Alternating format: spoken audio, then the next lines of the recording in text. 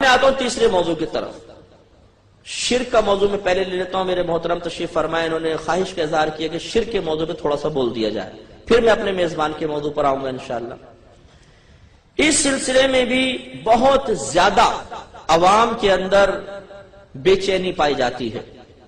وجہ کیا ہے کہ بعض اوقات کچھ غلط فہمیوں کی بنا پر ایک شرک کی توپ قائم کر دی جاتی ہے اور اس سے شرک کے گولوں کی سلامی ہوتی رہتی ہے.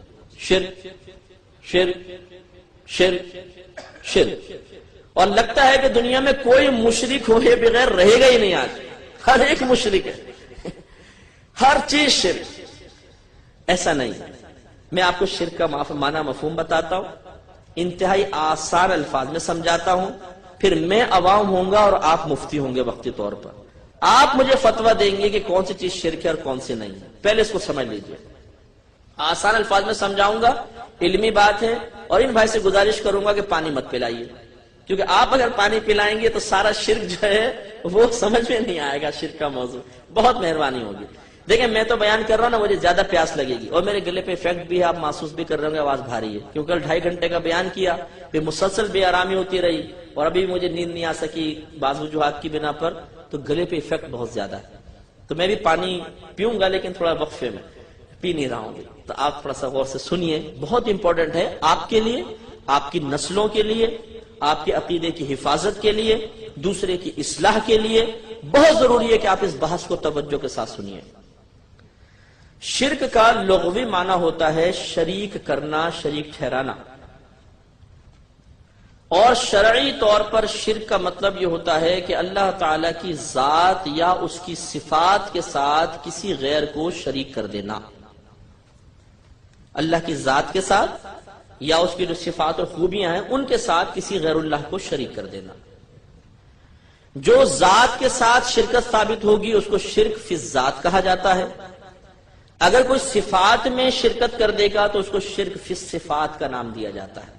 تو اس طرح شرک کی 2 قسمیں بن گئیں، شرک فی الذات، شرک فی الصفات. شرک فی الذات کیا ہے، اس کی کیا صورت ہوگی؟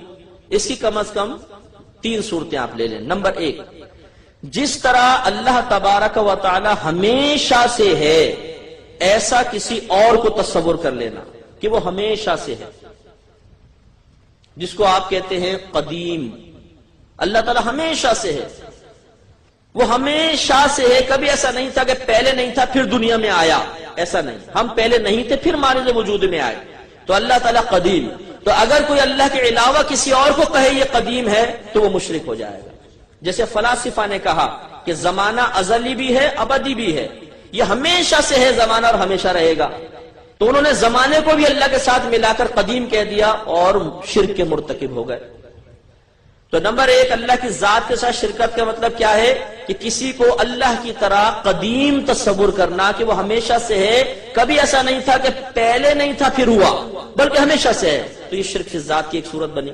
نمبر 2، جیسے اللہ تبارک و تعالی لائق عبادت ہے، اللہ کے علاوہ کسی بھی مخلوق کو لائق عبادت تصور کرنا.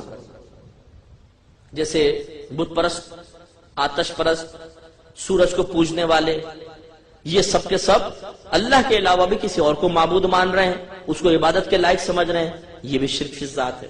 نمبر 3، اللہ تبارک و تعالی کے لیے اولاد کا تصور رکھنا کہ اس کے اولاد ہے، یہ بھی شرک فی ذات کے زمرے میں آئے گی.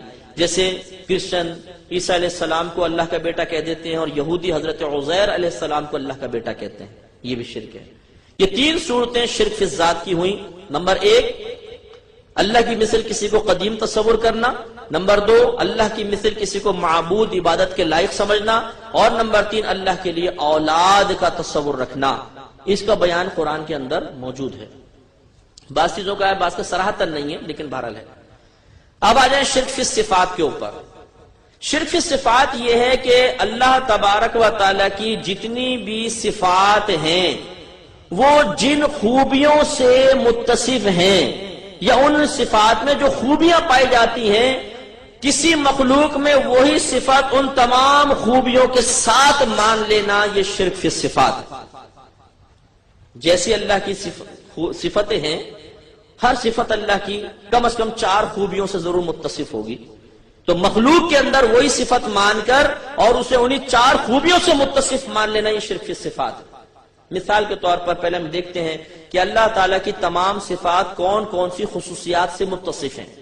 نمبر 1، اللہ تعالیٰ کی تمام صفات قدیم ہیں، ہمیشہ سے ہیں، ہمیشہ رہیں گی. ہمیشہ سے اس لیے مانا گیا، یہ عقلی لحاظ سے عقیدہ ثابت ہوا.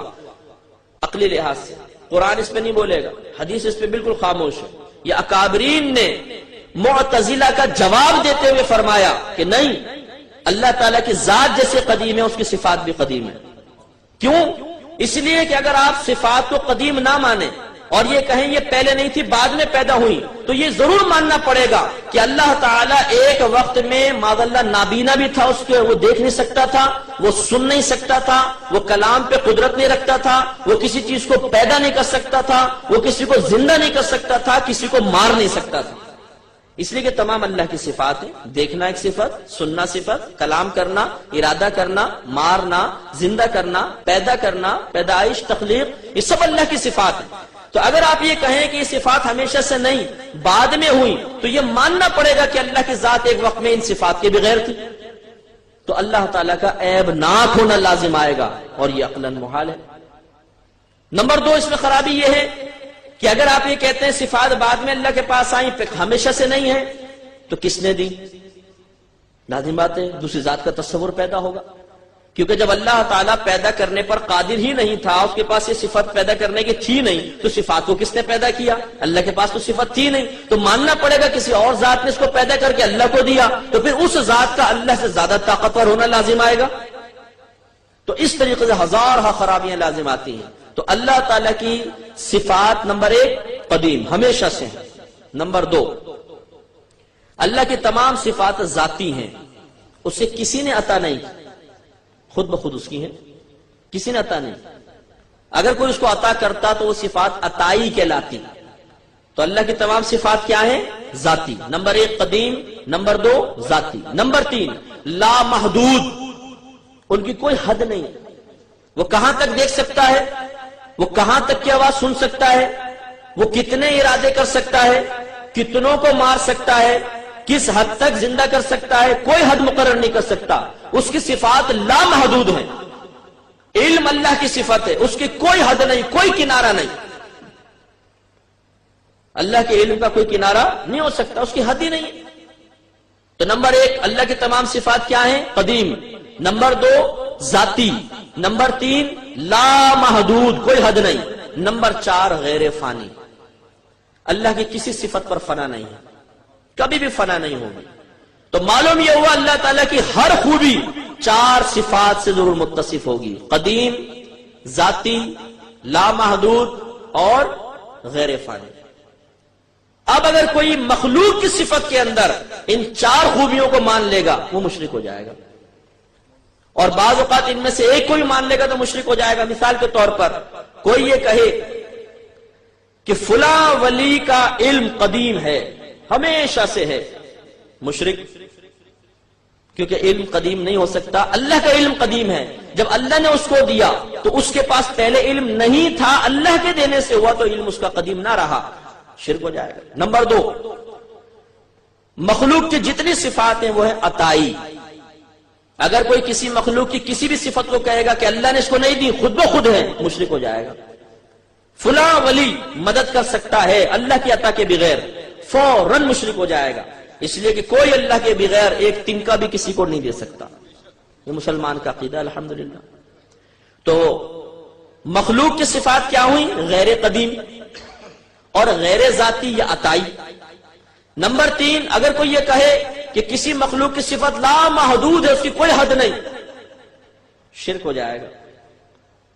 ایک ہے کسی مخلوق کی صفت کو لا محدود ماننا، ایک ہے حد نہ جان پانا، فرق ہے. ہمارے نبی کا علم کتنا ہے آپ بتا سکتے؟ نہیں، اس کی کوئی حد ہم قائم نہیں کر سکتے، لیکن یہ ماننا پڑے گا کہ نبی کا علم محدود ضرور ہے.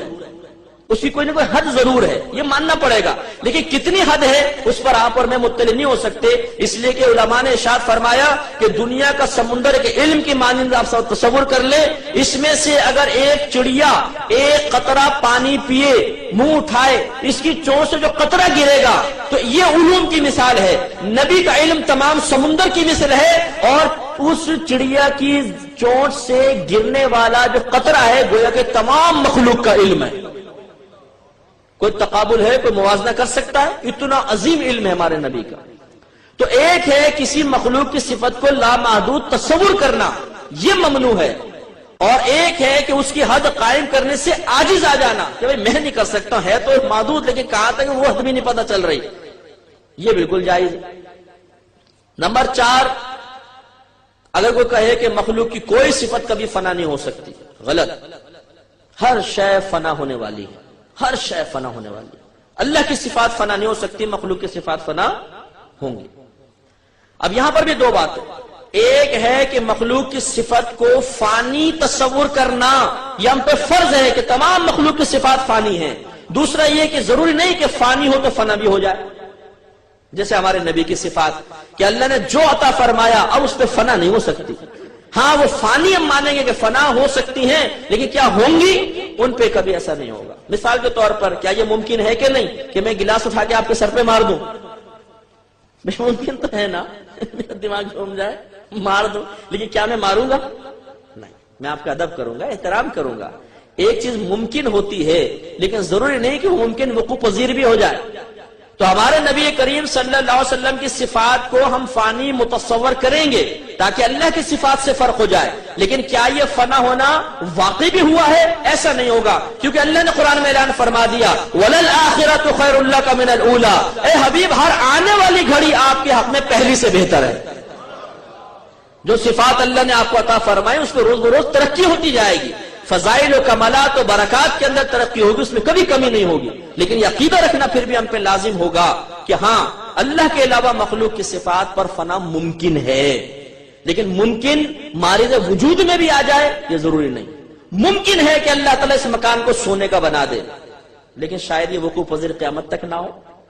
تو ممکن ہونا اور وقوع پذیر ہونا یہ کوئی لازم ملزوم نہیں ہے۔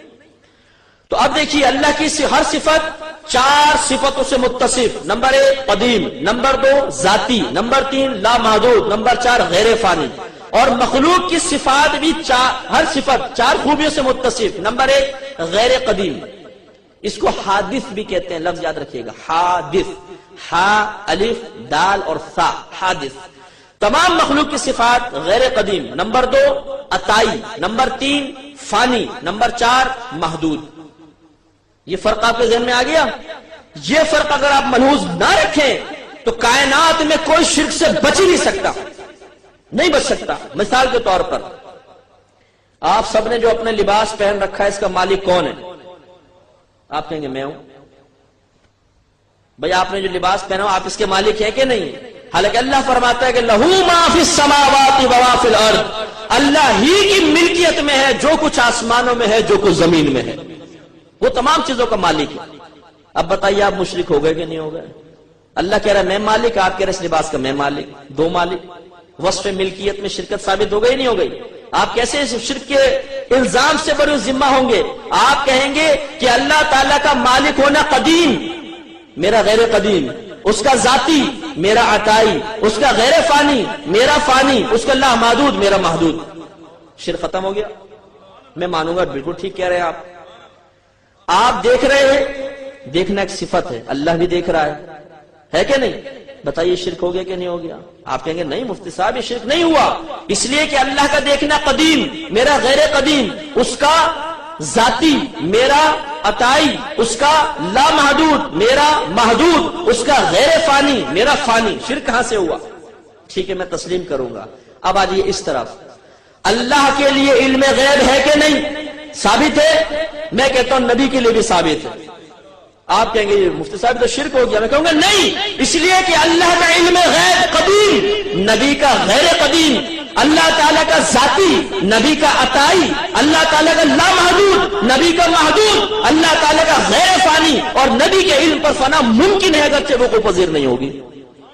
تو جب ہر چیز میں آپ ان 4 دلیلوں کو دے کر شرک سے بچ گئے تو علم غیب مصطفیٰ میں شرک کہاں سے ثابت ہو گیا؟ جی میلاد مصطفیٰ منانا شرک ہے، لا حول ولا قوت، جتنا شرک کو ختم کرنے والا میلاد مصطفیٰ ہے اور کوئی چیز نہیں ہو سکتی ہے، اس لیے کہ میلاد ولادت سے ہے اور خدا پیدا نہیں ہوتا، بندہ ہی پیدا ہوتا ہے، مخلوق ہی پیدا ہوتی ہے، تو شرکت کو تو احتمال ہی نہیں میلاد میں، لیکن پھر بھی جی میلاد شرک ہے۔ اب آپ خود بتائیے بچکانہ بات ہے کہ نہیں؟ میلاد کو شرک کہنا ہے کہ شرک کرنا ہے؟ لا حول ولا قوت، کیسے شرک ہو جائے گا؟ نبی کریم کو دور سے پکارنا شرک ہے، اس لیے کہ اللہ تعالیٰ دور کی آواز سن سکتا ہے، اب نبی کے لیے بھی ثابت کر رہے ہیں۔ ذرا سی توجہ چاہوں گا، ذرا سی توجہ، یہ انتہائی احمقانہ الزام ہے، انتہائی احمقانہ۔ کیوں؟ اس لیے کہ ہمارا رب تو دور کی آواز سنتا ہی نہیں ہے۔ آپ کہیں مفتی صاحب یہ کیا کہہ رہے ہیں؟ میں بالکل صحیح کہہ رہا ہوں، پہلے اس چیز کا نام بتائیے کہ اللہ تعالیٰ جس سے دور ہے، لائیے وہ چیز میرے سامنے کہ اللہ اس سے دور ہے، بتائیے۔ اللہ اپنے علم اور قدرت کے اعتبار سے پوری کائنات کو محیط ہے، وہ ہماری شہرت سے زیادہ قریب ہے۔ اللہ تعالیٰ تو قریب کی آوازیں سنتا ہے، اگر دور کی آواز سننا کسی کا خاصہ ہو سکتا ہے تو ہمارے نبی کا خاصہ ہو سکتا ہے۔ شرکت کہاں سے ہو جائے گی؟ یہ احمقانہ خیالات پبلک کے اندر ڈال کر اور لوگوں کو انتشار میں مبتلا کرنا، یہ بے وقوفی ہے، یہ نادانی ہے۔ پہلے سمجھیے شرک کسے کہتے ہیں، اس کی حقیقت کیا ہے، پھر اس کے بعد کلام کرنا چاہیے۔ جی غیر اللہ سے استمداد، اس سے مدد طلب کرنا، نبی سے مدد مانگنا، ولی سے مدد مانگنا شرک ہے۔ کیسے شرک ہے؟ مدد کرنا بھی ایک وصف ہے۔ اگر آپ کہتے ہیں مدد صرف اللہ سے مانگنی چاہیے، مخلوق سے نہیں، کہ مخلوق سے مانگو گے شرک ہو جائے گا، تو ہم پہلے تو اسی اپنے ایک ضابطے کے تحت اس کو دیکھیں گے۔ اللہ تعالیٰ کا مدد کرنے کی صفت قدیم، ہمیشہ سے مدد کرتا چلا آ رہا ہے۔ اگر کوئی مخلوق مدد کرے گی تو پھر بعد میں ہی کر سکتی ہے، ہمیشہ سے تو نہیں، جب اس کو یہ مدد کی قوت ملی اس کے بعد۔ اللہ کا مدد کرنا ذاتی، اسے کسی نے وصف نہیں دیا، لیکن ہمارے بڑے سے بڑے ولی، بڑے سے بڑا نبی، بشمول ہمارے نبی کریم صلی اللہ علیہ وسلم کے، ہم مسلمانوں کا ایمان اور عقیدہ ہے کہ اللہ تعالیٰ عطا کرتا ہے تو نبی آگے عطا کریں گے، اللہ کے عطا کے بغیر کچھ بھی نہیں دیں گے۔ اللہ عطا کرتا ہے تو اللہ کی وصف امداد ذاتی اور نبی کا عطائی، اس کا لا محدود، نبی کا یا کوئی بھی غیر نبی مخلوق ہو اس کا محدود، اللہ تعالیٰ کے غیر فانی اور مخلوق کی صفت امداد پر فنا ممکن ہے۔ ان 4 چیزوں کو اگر آپ ذہن میں رکھ لیں تو انشاءاللہ بالکل شرک سے پاک و صاف رہیں گے۔ ہر چیز کا آپ اچھی طرح مشاہدہ کر سکتے ہیں، اس کا انالائز کر سکتے ہیں اور پھر آپ فیصلہ کر سکتے ہیں۔ اب آپ کہیں گے جی قرآن میں تو شروع میں کہہ دیا ایاک نعبد و ایاک نستعین، اے اللہ تعالیٰ ہم خاص تجھی تیری عبادت کرتے ہیں اور خاص تجھی سے مدد طلب کرتے ہیں۔ دیکھو وہاں تو خاص اللہ سے مدد طلب کرنے کا حکم ہے۔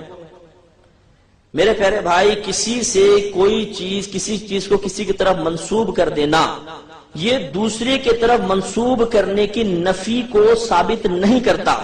میں مثلا کہتا ہوں میں خاص اجمل بھائی سے ہی پیسے مانگتا ہوں، تو اس کا مطلب یہ تو نہیں کہ دوسرے سے پیسے مانگنا منع ہے، مانگ تو اس سے بھی سکتا ہوں۔ تو یہ مسئلہ ہے کہ ایاک نعبد و ایاک نستعین، سابقہ قرینہ خود بتا رہا ہے اے اللہ ہم خاص تیری ہی عبادت کرتے ہیں، اس طرح عبادت نہیں کرتے جیسے مشرک کر رہے ہیں کہ اللہ کے وجود کو وہ بھی مانتے تھے۔ اللہ نے قرآن میں فرمایا ان سے پوچھو کہ تمہارا خالق کون ہے، یہ کہیں گے اللہ۔ ان سے پوچھو تمہیں رزق کون دیتا ہے، یہ کہیں گے اللہ۔ لیکن مشرک کہتے کیا تھے؟ وہ یہ کہتے تھے کہ ہم بتوں کی عبادت اس لیے کر رہے ہیں تاکہ یہ بت ہمیں اللہ کے قریب کر دیں۔ انہوں نے اللہ کے قرب کا وسیلہ بتوں کی عبادت کو قرار دیا، اللہ تعالیٰ نے ان کو مشرک قرار دے دیا۔ غلط، ایسا نہیں کرنا چاہیے۔ تو اب اگر آج کوئی شخص کسی غیر اللہ سے مدد طلب کر رہا ہے تو وہ اس کے زمرے میں نہیں آئے گا، کیونکہ ایاک نعبد و ایاک نستعین، اے اللہ ہم خاص تیری ہی عبادت کرتے ہیں، مشرکین کی طرح کسی اور کی عبادت کو تیرے قرب کا وسیلہ نہیں بناتے ہیں۔ و ایاک نستعین، اور خاص تجھی سے مدد طلب کرتے ہیں، مشرکین کی طرح نہیں کرتے کہ وہ بتوں سے مدد طلب کرتے ہیں۔ موازنہ کیجئے نا کہ جو سیاق و سباق اس کے اعتبار سے آیات کا معنی متعین ہوتے ہیں۔ لہذا یہاں پہ غیر اللہ سے امداد کی نفی، استمداد کی نفی نہیں ہے، مدد مانگ سکتے ہیں، لیکن سب سے بڑی دلیل میں آپ کو قرآن سے دیتا ہوں۔ پہلے ایک بات یہ سمجھ جائیے کہ جتنے بھی عربی حروف ہوتے ہیں یہ دو طرح کے ہوتے ہیں.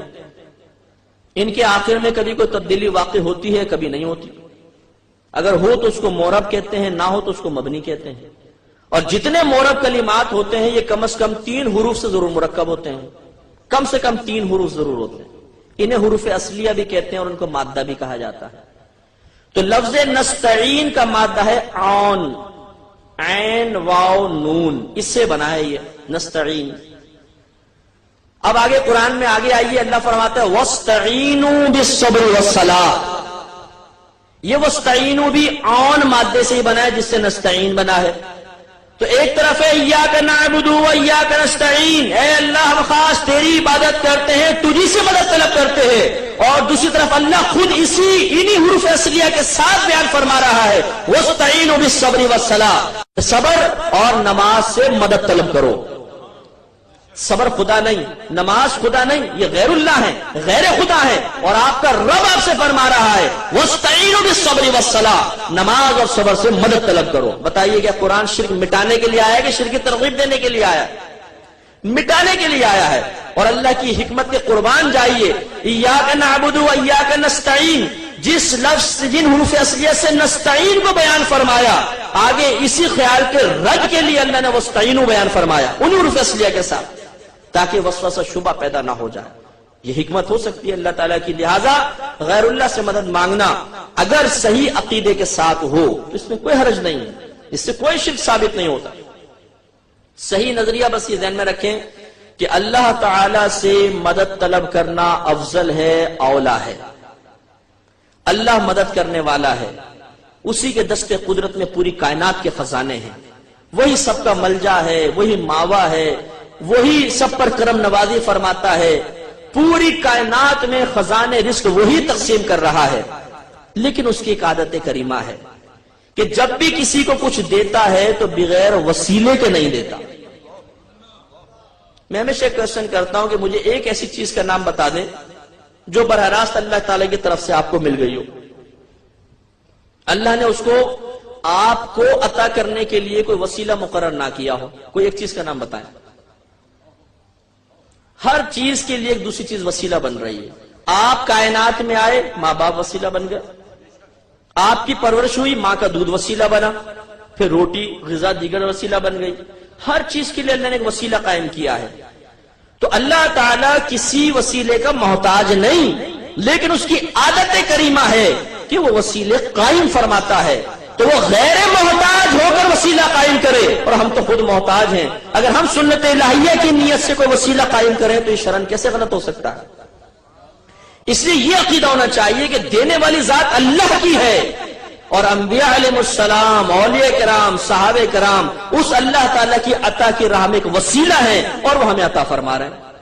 اس عقیدے کے ساتھ اگر کوئی طلب امداد کرتا ہے اس میں کوئی شرک کا شائبہ نہیں، کیونکہ وہ اس مخلوق سے حقیقت نہیں مانگ رہا بلکہ اس مخلوق کو وسیلہ بناتے ہوئے اپنے رب سے طلب کر رہا ہے.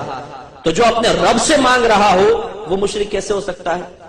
تو اس طرح آپ کئی معمولات لیتے جائیے، انشاءاللہ آپ یہ دیکھیں گے کہ وہ شرک کے زمرے میں نہیں آتے ہیں. اب یہ دیکھیے، میں آپ سے پوچھتا ہوں، بتائیے انگوٹھے چومنا شرک ہے کہ نہیں؟ اب آپ سوچیں گے اس میں شرک کا شائبہ کیا ہے؟ اگر اللہ کا نام سن کر یا اللہ کے ساتھ کوئی خاص ہوتا ہے اس کے لیے انگوٹھے چومے جاتے، پھر نبی کے لیے ہوتا تو کوئی وسوسہ بھی آتا. اب کہاں انگوٹھے چومنا صرف نبی کے لیے خاص؟ اس میں کون سا شرک کا شائبہ ہے بتائیے؟ کچھ شرک فی ذات ثابت ہو رہا ہے، کچھ شرک فی صفات ثابت ہو رہا ہے. نبی کے لیے اگر انگوٹھے چوم کے کوئی آنکھوں سے لگاتا ہے تو کیا نبی کو معبود سمجھ رہا ہے، قدیم سمجھ رہا ہے، خالق و مالک سمجھ رہا ہے؟ نہیں. کیا وہ کسی صفت کے اندر کوئی اللہ کی شرکت کر رہا ہے جو اللہ تعالیٰ کی صفات ان خوبیوں سے متصف ہے وہ یہاں ثابت ہو رہی ہے؟ نہیں. تو انگوٹھے چومنا شرک کیسے ہو سکتا ہے؟ خود سوچئے. بالکل بچکانہ بات ہے، بالکل بچکانہ بات. جیسے میں کہوں کہ یہ بچھو ہے، دلیل دیجئے تو مجھے پتہ نہیں بچھو ہے. ارے بھائی ایک چیز تو یہ کہاں موبائل، کہاں بچھو؟ آپ بالکل الٹا سیدھی بات کر رہے ہیں. تو یہ مطلب ذرا سوچنے والی باتیں ہیں کہ شرک اتنا آسان نہیں جتنا ہم کہہ دیتے ہیں. مشرک بننا اتنا آسان نہیں جتنی جلدی سے ہم بنا دیتے ہیں. الحمدللہ ہم مسلمان ہیں، مسلمان گھرانے میں پیدا ہوئے، ہمیں شرک سے شدید نفرت ہے، مشرک قطعی جہنمی ہم مانتے ہیں، بالکل جہنم میں جائے گا، اگر توبہ کیے بغیر مر گیا تو کبھی اس کو باہر نکلنا نصیب نہیں ہوگا، لیکن واقعی مشرک کو، مسلمان کو نہیں۔ یاد رکھیے اگر کسی مسلمان کو مشرک کہہ دیا تو نبی کریم صلی اللہ علیہ وسلم ارشاد فرماتے ہیں، مسلم کی روایت ہے کہ جس نے کسی مسلمان کو کافر کہا اور وہ کافر نہ ہو تو یہ کفر کہنے والے کی طرف لوٹ آئے گا، وہ خود کافر ہو جائے گا۔ علماء نے فرمایا اس حدیث کو اس کے ظاہر پر معمول کرنا واجب ہے، اگر آپ نے کسی کو کافر کہا تو آپ بھی کافر ہو جائیں گے۔ کیوں ہو جائیں گے اس کی لاجک آپ کو بتا دیتا ہوں، اگر ذہن میں رہے تو بہت اچھا ہے۔ مسلمان اور کافر یہ جو دو لفظ آپ کسی پر بولتے ہیں اس کے عقیدے کے اعتبار سے بولتے ہیں۔ آپ کسی کے عقیدے کو درست پاتے ہیں تو کہتے ہیں آپ مسلمان ہیں، کسی کے عقیدے میں بگاڑ اور فساد ہے آپ کہتے ہیں آپ کافر ہو، ہے کہ نہیں؟ ایسا ہوتا ہے نا؟ تو معلوم ہوا کہ مسلمان یا کافر کہنا اصل میں عقیدے کے صحیح ہونے یا غلط ہونے کے اعتبار سے ہے۔ یہ رد المحتار میں علامہ ابن عابدین شامی رحمۃ اللہ علیہ نے علت لکھی ہے جو میں آپ کو بتا رہا ہوں۔ اب اگر آپ کسی مسلمان کو کہتے ہیں تم کافر ہو اور وہ کافر نہیں، تو ہم اسے کافر کب بولیں گے؟ جب اس کے عقیدے کفریہ ہوں گے، حالانکہ اس کے عقیدے کفریہ نہیں ہے، مسلمانوں والے ہیں۔ تو گویا کہ ہم نے اسے کافر کہہ کے یہ ثابت کرنے کی کوشش کی کہ اس کے تمام اسلامی عقائد کفریہ ہیں، تو اسے کافر کہنے کی وجہ سے ہم کافر نہیں ہوئے، بلکہ اس کے اسلامی عقائد کو کفریہ عقائد قرار دینے کی بنا پر اللہ تعالیٰ ہمیں دار اسلام سے خارج کر دیتا۔ یہ ہے اصل علت۔ اب مسلمان کو مشرک کہنا کتنی بری بات ہے۔ بولتے ہیں داتا صاحب کا مزار شرک کا اڈا ہے، شرک ہو رہا ہے، لوگ سجدے کر رہے ہیں وغیرہ وغیرہ۔ میں ایک نفیس بات کہتا ہوں، ذرا سے توجہ کیجئے گا، اپنی سابقہ زندگی پہ نظر دوڑائیں دیانتداری کے ساتھ۔ آپ اگر کبھی مزار پر گئے، آپ نے اپنی آنکھوں سے کسی آدمی کو خاص سجدہ کرتے ہوئے دیکھا ہے قبر کو؟ خود سوچئے گا، بس مجھے نہ کہیں، خود سوچئے گا جو سجدے کی حیت ہے، کبھی آپ نے زندگی میں کسی ایک شخص کو بھی قبر کو اس طرح سجدہ کرتے ہوئے دیکھا ہے؟ دیانتداری سے سوچئے گا۔ میں خدا کی قسم کھا کے کہتا ہوں، سینکڑوں مزاروں پہ گیا ہوں، آج تک اپنی زندگی میں کسی قبر کو سجدہ کرتے ہوئے نہیں دیکھا، خدا کی قسم کھا کے کہتا ہوں۔ اور آپ بھی اب سوچیں گے آنکھیں بند کر کے تو آپ کہیں گے واقعی صحیح کہہ رہے ہیں، ہم نے تو خالی سنا ہے جی قبر پرستی ہوتی ہے، قبر کو سجدہ کر رہے ہیں۔ نہیں، کوئی سجدہ نہیں کرتا، پھر بالفرض اگر سجدہ بھی کر رہا ہو، بالفرض سجدہ بھی کر رہا ہو، ذرا توجہ رکھیے گا، آخری بات، پھر میں اپنے میزبان کے موضوع کی طرف آؤں گا۔ تو سجدہ دو طرح کا ہوتا ہے، اور بھی قسمیں لیکن ہم بڑی دو لیتے ہیں، ایک سجدہ عبادت، ایک سجدہ تعظیمی۔ سجدہ عبادت کا مطلب یہ ہے کہ کسی کو عبادت کے لائق سمجھ کر اسے سجدہ کرنا، اور سجدہ تعظیمی کا مطلب یہ کہ اسے لائق عبادت تو نہ سمجھا جائے، قابل تعظیم سمجھتے ہوئے اسے سجدہ کرنا سجدہ تعظیمی ہے۔ ہمارے مذہب اسلام کی تعلیمات کے مطابق سجدہ عبادت کفر و شرک اور سجدہ تعظیمی حرام اور گناہ کبیرہ ہے، لیکن آدمی کافر نہیں ہوتا۔ اب دیانتداری سے بتائیے، اگر ایک گاؤں کا، پنڈ کا دیہاتی بھی کسی صاحب مزار کی قبر پہ سجدہ کر رہا ہو تو کیا وہ اسے معبود سمجھ کر سجدہ کر سکتا ہے؟ میرے خیال میں کبھی بھی نہیں۔ وہ اسے اللہ کا ولی سمجھ کر، قابل تعظیم سمجھ کر ہی سجدہ کرے گا، کوئی بھی ایسا نہیں ہوگا کہ لائق عبادت ہے اس کو سجدہ کر رہا ہوں۔ میں سمجھتا ہوں مسلمان کے ساتھ یہ بدگمانی بالکل غلط، یہ ہو ہی نہیں سکتا کہ کوئی مسلمان یہ سمجھے کہ یہ لائق عبادت ہے اس کو سجدہ کرو بھائی، ایسا نہیں ہو سکتا۔ لہذا زیادہ سے زیادہ آپ یہ کہہ سکتے ہیں کہ یہ حرام اور گناہ کبیرہ کا مرتکب ہے، اب بھی اسے کافر کہنا کیسا ہے؟ غلط ہے کہ نہیں؟ اب وہی مسلم کی روایت، اگر اب وہ صرف سجدہ تعظیمی کر رہا ہے اور آپ نے اسے کافر کہہ دیا تو وہ تو کافر نہ ہوا، آپ جو تقوی کے پیکر بنے ہوئے اور آپ کو تقوی کا ہیضہ ہو گیا، ملیریا ہو گیا، آپ کافر ہو جائیں گے۔ اب بعض کہتے ہیں نہیں ہم نہیں مانتے یہ تقسیم، بس ہم نہیں اس کو لیتے، بس جو سجدہ کر رہا ہوگا ضرور کافر ہوگا، ہمیں کیا پتا تعظیمی کر رہا ہے، سجدہ عبادت کر رہا ہے، بس ہم اسے کافر کہیں گے، مشرک کہیں گے، ایسا نہیں۔ آپ کو پہلے معلوم کرنا ہوگا، اگر آپ اس تقسیم کو نظر انداز کر دیں گے تو کائنات میں کوئی بھی شرک سے نہیں بچ سکے گا، ہر مسلمان مشرک ہو جائے گا۔ کیسے؟ ایک جگہ جمعے کی نماز ختم ہوئی، ایک آدمی کھڑا ہو گیا، کہنے لگا سب کلمہ پڑھو لا الہ الا اللہ محمد رسول اللہ، اس لیے کہ تم سب مشرک ہو گئے۔ لوگوں نے کہا لا حول ولا قوت، اللہ کی بارگاہ میں سجدہ کرتے مشرک ہو گئے، کمبخت یہ کیا کہہ رہا ہے؟ کہنے لگا میں نے یہ دیکھا کہ امام صاحب قبلے کی دیوار کو سجدہ کر رہے تھے، پچھلے والی صف امام کو سجدہ کر رہی تھی، سیکنڈ صف پہلی کو، تیسری دوسری کو، چوتھی تیسری کو، ایک دوسرے کو سجدہ کر رہے تھے، تم سب کافر ہو گئے، مشرک ہو گئے، کلمہ پڑھو کلمہ پڑھو۔ لوگوں نے کہا بے وقوف انسان، ہم بظاہر ایک دوسرے کے سامنے جھکے ہوئے تھے لیکن اصل نیت تو اللہ کو سجدہ کرنے کی تھی نا۔ معلوم ہوا نیت کا اعتبار ہے، جھکنے کا نہیں۔ اگر جھکنے کا اعتبار ہو تو گھر کی عورت کو دیکھیے گا کبھی جوتی تلاش کرنے کے لیے بستر کے نیچے جھکتی ہے، جیسے جھکے کہ آپ بولے کہ مشرکہ ہو گئے کمبخت، کیونکہ جھک گئی بستر کے سامنے۔ گاڑی ٹھیک کرنے والے کے پاس گئے، وہ جھکا ہوا کارپینٹر نیچے کہا گیا مشرک ہو گیا، کیوں تم جھکے ہوئے تھے؟ ارے بھائی خالی جھکنے سے کوئی ہو جاتا ہے، نیت درکار ہے۔ نیت اگر آپ نہ مانیں گے تو کوئی مسجد کے اندر شرک سے نہیں بچے گا۔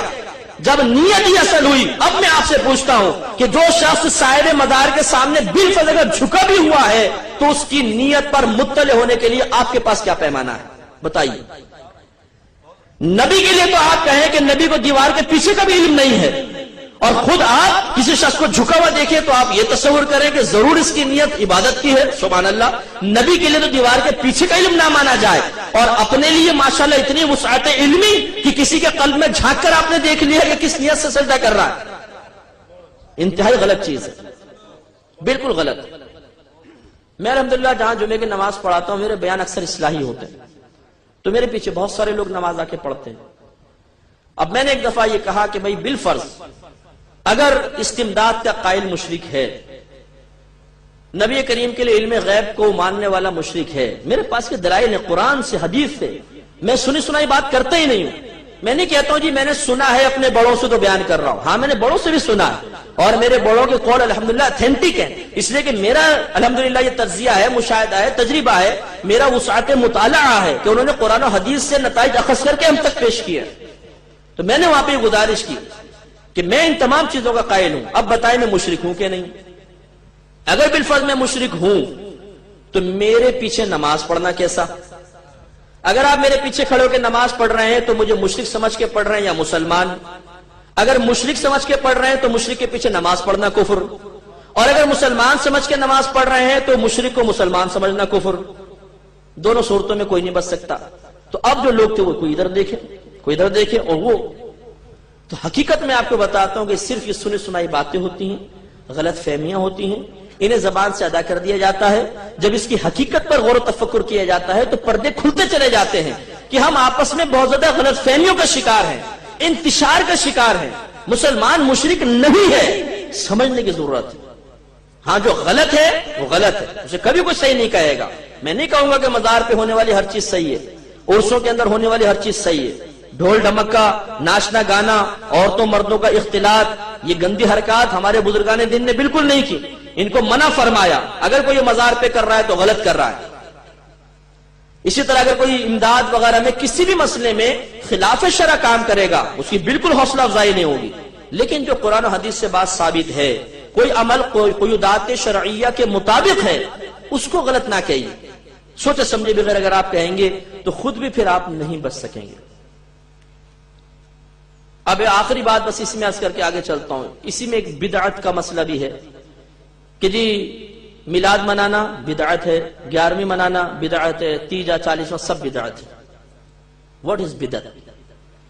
بدعت کہتے ہیں نئی چیز کو۔ اس کی تعریفیں آپ کو مختلف ملیں گی، لیکن میں وہ آپ کو تعریف بتا رہا ہوں جو واقعی یہ تعریف ایتھینٹک ہے اور ماننی چاہیے۔ نبی کریم صلی اللہ علیہ وسلم کے دور مبارکہ کے بعد دین میں یا دنیا میں جو بھی نیا کام پیدا ہوا اس کا نام بدعت ہوتا ہے، اور ہر بدعت بری نہیں ہوتی۔ اگر نبی کریم کے زمانے اقدس کے بعد کوئی کام نیا پیدا ہوا چاہے دین میں دنیا میں اور قرآن و حدیث کے خلاف ہے تو وہ بدعت سیئہ کہلائے گا، بری بدعت، اور یہ جہنم میں ہے۔ کلو بدعت ضلالہ جو سرکار نے فرمایا کہ ہر بدعت گمراہی ہے، اس سے مراد یہ والی بدعتیں ہیں۔ اور اگر کوئی کام ایسا ہوا کہ اللہ کے نبی نے نہیں کیا لیکن وہ کام بعد میں پیدا ہوا اور دین کی تقویت کے لیے ہے، فائدے مند ہے، مسلمان اس سے اچھا سمجھ رہے ہیں، تو یہ ہے بدعت حسنہ، اس کو اچھی بدعت کہتے ہیں۔ اور اگر کوئی نیا کام پیدا ہوا اس کا دین سے کوئی تعلق نہیں، دنیا کا کام ہے، دنیا کے فائدے کے لیے ہے، اگر وہ قرآن حدیث کے خلاف ہے تو وہ بھی بدعت سیئہ، اگر خلاف نہیں ہے تو اس کو بدعت مباحہ کہتے ہیں، نہ گناہ نہ ثواب۔ اب میں چند مثالیں دیتا ہوں۔ مثال کے طور پر مسجدوں پر مینار اور گنبد کس نے بنایا بتائیے؟ سب بناتے ہیں نا. امام صاحب کو تنخواہ دیں گے تھوڑی سی، لیکن مینار کے اوپر لاکھوں روپے خرچ کرتے ہیں، لاکھوں روپے کا سریا لگاتے ہیں. حالانکہ یہ کوئی سنت نہیں ہے بنانا. نبی کریم نے نہیں بنایا، صحابہ کرام نے نہیں بنایا. یہ تو بعد میں فقہائے اسلام نے اس کی اجازت دی، اس لیے کہ لوگوں کے گھر پکے بننا شروع ہوئے، مسجد میں اور گھر میں امتیاز ختم ہو گیا. مسافر آتے تھے، انہیں پتہ نہیں چلتا تھا مسجد کہاں ہے، تو پھر کہا بھی کوئی مابہل امتیاز ہونا چاہیے، کچھ نہ کچھ مسجد میں اور گھروں میں فرق ہونا چاہیے. تو کیا کریں؟ چلو جی گنبد اور مینار بنا دیں. تو گنبد اور مینار شروع ہو گئے. اب بتائیے اگر یہ بدعت ہے تو ہر مکتبہ فکر کی مسجد پہ گنبد اور مینار نظر آئے گا. وہاں جا کے بدعت کا فتویٰ کیوں دم توڑ دیتا ہے؟ محراب نبی کریم کے دور میں نہیں تھی، سیدھی دیوار ہوا کرتی تھی، بالکل سیدھی دیوار. صحابہ کرام کے دور میں سیدھی دیوار ہے. یہ تو تبع تابعین کے دور میں جا کے کہیں محراب بننا شروع ہوئی. محراب کیوں بناتے ہیں؟ ہر مسجد میں محراب آپ کو نظر آئے گی، کسی بھی مکتبہ فکر کی محراب نظر آئے گی. کیوں؟ جماعت کے لیے ٹائم فکس کرنا، ظہر اتنے بجے ہوگی، عصر اتنے بجے ہوگی، مغرب اتنے بجے ہوگی، عشاء اتنے بجے ہوگی. نہ سرکار نے کبھی فکس کیا، نہ صحابہ کرام نے. جب جمع ہو گئے نماز پڑھا دی. کوئی ٹائم فکس نہیں ہوتا تھا. آج ہر مکتبہ فکر کی مسجد کے اندر جماعت کا ٹائم فکس ہے، اتنے بجے ہوگی، اتنے باقاعدہ اعلان کرتے ہیں. یہ بدعت نظر کیوں نہیں آتی؟ تو معلوم ہوا ہر بدعت بری نہیں ہے. پھر قرآن کے آپ دیکھ لیں، اعراب زبردیر پیش. صحابہ کرام کے دور میں شاید آپ کے لیے نئی بات ہو کہ قرآن پہ نقطے تک نہیں تھے، بغیر نقطوں کے تھا. زبردیر پیشی نے نقطے بھی غائب تھے. ان کو اللہ نے اتنا فہم عطا فرمایا تھا کہ وہ پڑھتے تھے تو خود بخود نقطے لگاتے چلے جاتے تھے. ایسا زبردست مطلب ان کا فہم تھا، حافظہ زبردست تھا. نقطے نہیں تھے، بعد میں نقطے لگنا شروع ہوئے. پھر زبر زیر پیش، رکوع کے نشانات، وقف کے نشانات، پھر منازل مقرر کرنا، یہ سب بعد کے ہے. حجاج بن یوسف ظالم بادشاہ تھا، اس نے تمام کام کیا تھا. کیا یہ بدعت نہیں ہے؟ اگر ہے تو پھر کیوں ہوتا ہے؟ اب یہ دیکھیں کہ یہ بہت سی میں نے مثالیں دی کہ ہر شخص اس کو کر رہا ہے، اور حالانکہ سب بدعتیں، لیکن کوئی بدعت حسنہ ہے. بری بدعت کی مثال آپ دیکھیں، اور اس سے یہ بھی ثابت ہوگا کہ نبی کریم کے دور کے بعد ہی بدعت کا آغاز ہوا. سیدہ عائشہ صدیقہ رضی اللہ تعالیٰ عنہ فرماتی ہیں کہ لوگوں میں نبی کریم کے وصال مبارکہ کے بعد جو سب سے پہلی بدعت ظاہر ہوئی وہ پیٹ بھر کر کھانا ہے. یہ آپ کا الفاظ ہے کہ وہ پہلی بدعت جو نبی کریم کے بعد ظاہر ہوئی، پیٹ بھر کے کھانا ہے.